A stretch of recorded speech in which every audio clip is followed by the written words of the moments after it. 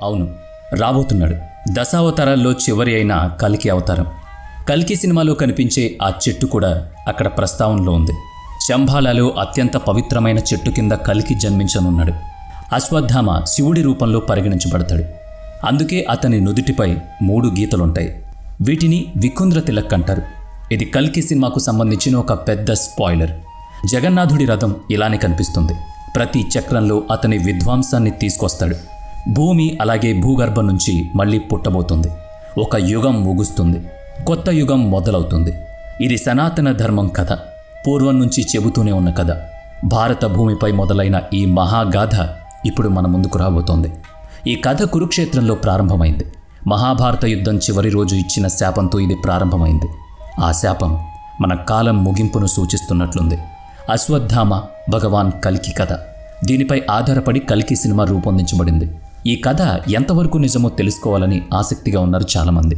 ఎన్నో ప్రశ్నలు, ఎన్నో అభిమానుల ఊహాగానాలున్నాయి. వీటిలో కొన్ని మహాభారతంలోని రహస్య భాగాలను నొక్కి చెబుతున్నాయి. చాలా తక్కువ మందికి అవి తెలిసినవి. అందుకే అతడు రాబోతున్నాడు. రుద్రచక్రం, రెండో రాక, దశావతారంలో చివరి అవతారం ఇవన్నీ కల్కి అవతారాన్ని సూచిస్తున్నాయి. సినిమా ప్రారంభంలో రూమి భగవాన్ కల్కి రాక గురించి చెబుతాడు. ఈ కథతో కల్కి అవతారం గురించి మరింత ఆసక్తికరమైన విషయాలు తెలియనున్నాయి. సినిమా ప్రారంభంలో రూమి భగవాన్ కల్కి రాక గురించి మాట్లాడతాడు. అతను 4 పేర్లను చెప్తాడు. అవన్నీ ఒకటే అని చెప్పాడు. అంధకారాన్ని నాశనం చేసేవాడు కల్కి అవతారం. అనేక మతాలతో ఇలాంటి యోధుల గురించి ప్రస్తావించబడింది. అహుదా మజ్దా అంటే విశ్వాన్ని సృష్టించినదే. రెండో రాక అంటే యేసుక్రీస్తును సూచిస్తుంది. దశావతారంలో చివరి అవతారం కల్కి దేవుడు. అయితే రుద్రచక్రం అనే పేరు మనల్ని పురాతన కథ వైపు తీసుకువెళుతుంది. ఆ కథలో భగవాన్ కల్కి ఎలా జన్మించాడో తెలుస్తుంది. రుద్రచక్రం అంటే శంబాలా నగరంలో చివరి రాజు. అదే నగరంలో భగవాన్ కల్కి జన్మించాడు. భగవాన్ కల్కి జన్మించిన నగరం శంబాలా. హిమాలయాల మధ్య ఒక ప్రదేశం అది. అక్కడ చాలా తక్కువ మందికి మాత్రమే ప్రవేశం ఉంటుంది. ఆ ప్రదేశానికి చేరుకోవడానికి మనిషి అత్యున్నత జ్ఞానం, ఆధ్యాత్మికతను అధిగమించాలి. అంతిమ స్థితిని చేరుకున్న వారే అక్కడికి ప్రవేశించగలరు. వారి మనస్సు సంపూర్ణంగా స్వచ్ఛంగా ఉండాలి. ఈ ప్రపంచపు అన్ని పరిమితులను అధిగమించి ఉండాలి. కొందరు శంబాలను భూమిపై స్వర్గంలా భావిస్తారు. మరికొందరు ఈ ప్రదేశం భూమిపై లేదని, అది భిన్నమైన పరిమాణంలో ఉందని చెబుతారు. ఇది ఒక ప్రత్యేక లోకం. ఇక్కడ కేవలం ఆధ్యాత్మికంగా ఎంతో ఉన్నతమైన వారు మాత్రమే ప్రయాణించగలుగుతారు. ఇక్కడ నివసించే వ్యక్తులు తమ ఆధ్యాత్మిక శక్తిలో ఏదైనా రూపాన్ని స్వీకరించగలరని నమ్ముతారు. శంబాలా ఒక గొప్ప రహస్య స్థలం. అక్కడ నివసించేవారు తమ ఆధ్యాత్మిక శక్తితో ఎక్కడికైనా వెళ్ళగలరు, ఎప్పుడైనా ప్రయాణించగలరు. శంబాలా సనాతన ధర్మం మాత్రమే కాదు, టిబెటన్, బౌద్ధం, చైనా సహా అనేక మతాలతో ప్రస్తావించబడింది. దీనికి అనేక పేర్లు కూడా ఉన్నాయి. అందుకే దీన్ని వేల పేర్ల భూమి అని కూడా అంటూ ఉంటారు. పరిశోధనలను నమ్మితే హిమాలయాలు ఇంకా పూర్తిగా అన్వేషించబడని ఒక మిస్టరీ ప్రదేశమే. అమెరికన్ల నుంచి జర్మన్ నాజీల వరకు అనేక మంది హిమాలయాలకు వచ్చారు. ఈ రహస్య ప్రదేశాన్ని తెలుసుకోవడానికి ప్రయత్నించారు. కానీ శంబాలా గురించి ఇంకా అనేక రహస్యాలు అలాగే ఉన్నాయి. ఈ శంబాలా రహస్యం చివరకు అశ్వత్థ వృక్షంతో ముడిపడి ఉందని నమ్ముతారు. శంబాలాలో అత్యంత పవిత్రమైన వృక్షం ఉంది. భగవాన్ కల్కి ఆ వృక్షం కింద జన్మించనున్నాడని చెబుతారు. ఈ చెట్టు కల్కి సినిమాలో కూడా కనిపిస్తుంది. కల్కి పురాణం ప్రకారం ఒక ప్రత్యేక గ్రహస్థితి ఏర్పడినప్పుడు కల్కి అవతారం ప్రస్తావించనున్నారు. అప్పటి గ్రహ నక్షత్ర స్థితి చాలా అరుదుగా ఏర్పడుతుంది. భగవాన్ కల్కి విష్ణు యశ సుమతి కుటుంబంలో జన్మిస్తారు. ఖడ్గ అశ్విని నక్షత్రం గురించి కూడా ప్రస్తావించబడింది. ఇది కల్కి సినిమాలో చెప్పిన ముఖ్యమైన రోజు. ఈ గ్రహస్థితి ప్రతి 6000 సంవత్సరాల్లో ఒకటిగా మాత్రమే ఏర్పడుతుంది. ఇదే 6000 ఏళ్లలో అతి చివరి రోజు. ఖడ్గ అంటే అగ్నితో తయారైన ఖడ్గం, తల్వార్. కానీ నిజానికి అశ్విని నక్షత్రం జ్యోతిష శాస్త్రంలో సాధారణంగా ప్రస్తావించబడే అంశం. ఈ నక్షత్రం మేషరాశితో అనుసంధానించబడింది. ప్రతి సంవత్సరం మార్చి, ఏప్రిల్ మధ్య ఈ నక్షత్రం వస్తుంది. ఇది కొత్త ప్రారంభాన్ని సూచిస్తుంది. శక్తి, ఆరోగ్యాన్ని ప్రదర్శించే సంకేతంగా భావించబడుతుంది. ఈ నక్షత్రానికి ప్రాతినిధ్యం వహించే ప్రాణి గుర్రం అని నమ్ముతారు. ఇది భగవాన్ కల్కి యొక్క వాహనం. అందువల్ల భగవాన్ కల్కి అశ్విని నక్షత్రంలో జన్మిస్తారని అనేక మంది నమ్ముతారు. అయితే కల్కి పురాణం ప్రకారం భగవాన్ కల్కి వైశాఖ మాసంలో 12వ తేదీన జన్మిస్తాడు. వైశాఖ మాసం ఏప్రిల్ మరియు మే నెలల మధ్య వస్తుంది. ఈ 2 తేదీల మధ్య కొద్దిపాటి తేడా ఉంది. కాబట్టి ఇది ఎంతో కాలం తర్వాత జరిగే విషయం కావచ్చు. చాలా సంవత్సరాల తర్వాత ఓ మహత్తర క్షణం రాబోతోంది. అశ్విని నక్షత్రం వైశాఖ మాసంలో కనబడినప్పుడు అదే కల్కి అవతారానికి రాబోయే సంకేతంగా భావిస్తారు. ఈ సినిమా కథలో గురుద్రోణుని కుమారుడు భగవాన్ శివుని అంశమైన అశ్వత్థామ కీలక పాత్ర పోషిస్తాడు. మహాభారతంలో శ్రీకృష్ణుని ద్వారా శపించబడ్డ అశ్వత్థామ ఈ కథలో ప్రధాన పాత్రగా ఉంటాడు. సినిమా మొదటి సన్నివేశంలో అశ్వత్థామ గడ్డి తుప్పలను తీసుకుని ఒక శస్త్రంగా మారుస్తాడు. ఇదే ఘటన వేదవ్యాస మహాభారతంలో కూడా జరుగుతుందని చెబుతారు. ఈ సినిమా ద్వారా ఈ రహస్యాలను ఎలా చూపించబోతున్నారో ఆసక్తికరంగా మారింది. అర్జునుడిని మినహాయించి బ్రహ్మాస్త్రాన్ని పూర్తిగా అవగాహన చేసుకున్నవాడు అశ్వత్థామ మాత్రమే. అతను గొప్ప యోధుడు, ఏ బ్రహ్మాస్త్రాన్నైనా ఉపయోగించగల సమర్థుడు. అయితే ఈ బ్రహ్మాస్త్రాన్ని ఉపయోగించినందున అతను ఒక పెద్ద పాపాన్ని చేశాడు. దాని ఫలితంగా స్వయంగా భగవాన్ శ్రీకృష్ణుడు అతడికి శాపం ఇచ్చాడు. ఈ కథ అంతా తెలుసుకోవాలంటే ఈ వీడియోను పూర్తిగా చూడండి. సినిమాలో చూపించినట్లు శాపం పొందిన తర్వాత అశ్వత్థామ తపస్సు చేయడం ప్రారంభించాడు. ఇప్పుడు అతను బలహీనుడైపోయాడు. అశ్వత్థామ ముఖంపై అనేక గాయాలున్నాయి. సినిమాలో అతనిపై దాడి చేసినప్పుడు అతను గాయపడతాడు, కానీ అతడికి తన గుళిక అంటే రత్నం లభించిన వెంటనే, మణి లభించిన వెంటనే అతని గాయాలన్నీ మాయమైపోతాయి. ఆ తర్వాత ఏ దాడి కూడా అతనిపై ప్రభావం చూపదు. ఇది మహాదేవుడు ఇచ్చిన ఆ శివరత్నం మహిమ.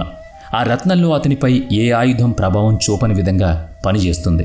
అతడికి ఎలాంటి వ్యాధి రాదు, ఏ దుష్టశక్తి అతన్ని తాకలేదు, ఆకలి దాహం కూడా అతనికి ఉండవు. అశ్వత్థామను ఏదీ గాయపరచలేనటువంటి మహాదేవుని ఆశీర్వాదం ఉంటుంది. శివపురాణం ప్రకారం అశ్వత్థామ భగవాన్ శివుడి రూపంలో భావించబడతాడు. అందుకే అతని నుదుటిపై 3 గీతల తిలకం ఉంటుంది. అదే తిలకం భగవాన్ శివుడు తన నుదుటిపై ధరిస్తాడు. ఈ విషయాన్ని మీరు గమనిస్తే సినిమాలో కూడా అశ్వత్థామ తలపై 3 గీతల తిలకం అంటే త్రికుండ్ర తిలకం కనిపిస్తుంది.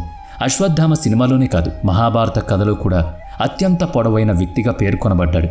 ఆయన ఎత్తు సుమారుగా 8 అడుగులుగా చెప్పబడింది. కానీ మహాభారతంలోని కొన్ని ఘట్టాల్లో అశ్వత్థామ శ్రీకృష్ణుడు లేదా అర్జునుడి ముందు ఉన్నప్పుడు ఆయన శరీరాకృతి భిన్నంగా ఉంటుంది.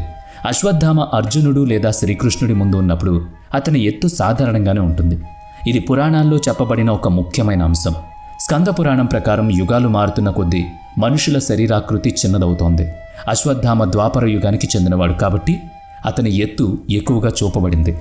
ఇది సినిమాలో చూపించిన ప్రత్యేకతల్లో ఒకటి. ఈ చిన్న చిన్న వివరాలను కూడా ఎంతో ప్రతిష్టాత్మకంగా చూపించారు. కానీ ఈ సినిమా గురించి ఒక గొప్ప రహస్యం ఉంది. కల్కి సినిమాకు సంబంధించిన అతిపెద్ద స్పాయిలర్ అదే సమయంలో అతిపెద్ద అనుమానంగా మారింది. సినిమా చివర్లో అందరూ మౌనంగా ఉండిపోయిన కీలక ఘట్టం సూర్యపుత్ర అంగరాజ్ కర్ణుడి అనూహ్య ప్రస్తావన. సినిమా మొత్తం చూసినప్పటి నుంచి ఒక విషయం స్పష్టంగా తెలుస్తుంది. అతను భైరవుడు. భైరవుడు అంటే కాలభైరవ స్వరూపం, భగవాన్ శివుని ఒక రూపం, కాశీకి రక్షకుడు. కానీ అదే సమయంలో అతని జన్మకథలో ఒక ఆసక్తికరమైన విషయం ఉంది. అతను ఒక బుట్టలో కనుగొనబడ్డాడు. ఇది సూర్యపుత్ర కర్ణుడి కథతో సమానంగా ఉంది. కర్ణుడిని ఒక బుట్టలో ఒక రథసారథి కనుగొన్నట్లే భైరవుడి కథ కూడా అలాంటిదే. భైరవుడి శరీరం ఎప్పుడూ ఒక కవచాన్ని కలిగి ఉంటుంది.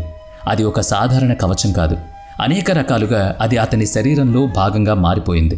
అశ్వత్థామ గురించి మాట్లాడుతున్నప్పుడు అర్జునుడు ఉపయోగించిన గాంధీవ ధనుస్సు గురించి మర్చిపోలేం. గాంధీవం బ్రహ్మదేవుని ద్వారా సృష్టించబడిన పవిత్ర ఆయుధం. దీన్ని ఎదుర్కోవడం అసాధ్యం. అర్జునుడు గాంధీవాన్ని ధరించిన మహాభారత యుద్ధంలో అతి శక్తివంతమైన యోధుడు. ఈ ధనుస్సుతో అర్జునుడు 1,00,000 మందికి పైగా యోధులను ఓడించాడు. మహాభారతం ప్రకారం గాంధీవం మొదట బ్రహ్మదేవుడు సృష్టించి ఆపై వరుణదేవుడికిచ్చాడు. అనంతరం అర్జునుడు దీన్ని పొందాడు. ఈ ధనుస్సుతో పాటు అర్జునుడు అక్షయ తర్కస్ అనే ప్రత్యేక బాణాలను కూడా పొందాడు. అవి అంతం కాని బాణాలను సృష్టిస్తూ ఉంటాయి. మహాభారత యుద్ధంలో గాంధీవం ధరించిన అర్జునుడు మరియు సూర్యపుత్ర కర్ణుడు ముఖ్యమైన యోధుడు. కర్ణుడు పరశురాముని శిష్యుడు. అతని చేతిలో విజయ ధనుస్సు ఉండేది. ఆ ధనుస్సు భగవాన్ మహాదేవుడు స్వయంగా త్రిపురాసురుణ్ణి సంహరించడానికి ఉపయోగించింది. పరశురాముడు కూడా ఈ విజయ ధనుస్సుతో 21 మంది యోధులను సంహరించాడు. ఇది ఒక శక్తివంతమైన ఆయుధం. దాని ముందు ఎవరూ నిలబడలేరు. ఈ బాణాల ముందు ఎవరూ నిలబడలేరు. అందుకే సినిమాలో ఆ గొప్ప సన్నివేశం కనిపిస్తుంది. అక్కడ శ్రీకృష్ణుడు అర్జునుడికి అగ్నిదేవుని రథం, బ్రహ్మదేవుని ధనస్సు గురించి వివరిస్తాడు. ఆ రథంలో శ్రీ హనుమాన్ శ్రీకృష్ణునితో పాటు ఒక యోధుడు ఆ రథాన్ని వెనక్కు నడిపించగలడా అనే ప్రశ్న ఉంది. ఒకసారి వెనక్కు తగ్గితే ఆ ఆయుధాల శక్తి ఎంత గొప్పదో అర్థమవుతుంది. గత సినిమాను చూస్తే ప్రభాస్ భైరవుడు లేదా కర్ణుడు నిజంగా ఎవరు అన్నది చెప్పలేం. కానీ ఒక విషయం చెప్పొచ్చు, ఈ 2 ధనుస్సుల ఉనికి అర్జునుడి యుద్ధాన్ని చూపిస్తుంది. లేదా ఇలా చెప్పొచ్చు, ఇంద్రదేవుడు మరియు సూర్యదేవుని యుద్ధాన్ని. ప్రతి యుగంలో ఇంద్రదేవుడు మరియు సూర్యదేవుడు మధ్య యుద్ధం జరుగుతుంది. ద్వాపర యుగంలో అర్జునుడు కర్ణుడు కలిసి యుద్ధం చేశారు. ఇప్పుడు కలియుగంలో ఈ బాణాలు యుద్ధంలో ఉపయోగించబడతాయి. సినిమాలో మనం చూసినట్లుగా యాష్కిన్ అర్జునుడి గాంధీవాన్ని చాలా సులభంగా ఎత్తుకుని వాడాడు. దీనికి ఒక కారణం ఉంది. మహాగ్రంథాల్లో అర్జునుడి గాంధీవం బ్రహ్మదేవుని సృష్టి అని మనకు తెలుసు. కానీ కల్కి పురాణం ప్రకారం కాలి కూడా బ్రహ్మదేవుడి సృష్టి. ఇది యోచన చేస్తే బ్రహ్మదేవుని శరీరంలో తర్వాతి భాగం నుంచి కాలి సృష్టించబడింది. ఇది ధర్మం మరియు మంచి యొక్క సృష్టి. ఇది బ్రహ్మదేవుని పుష్కలమైన శరీర భాగం నుంచి వచ్చింది. అతని వెనుక భాగం నుంచి అధర్మం మరియు చెడు యొక్క సృష్టి. వీటి పెద్ద రూపం కాళీ యశూర్ మరియు అవి శక్తివంతమైనవిగా ఉండడంతో దీని కారణంగా శ్రేష్టమైన యాష్కిన్ ఉనికిని అర్థం చేసుకోవచ్చు. కాళీ ఎవరు లేదా కాళీపై ఆధిపత్యం ఎవరిదని చెప్పొచ్చు. అతను అర్జునుడి గాంధీవాన్ని చాలా సులభంగా ఎత్తేశాడు.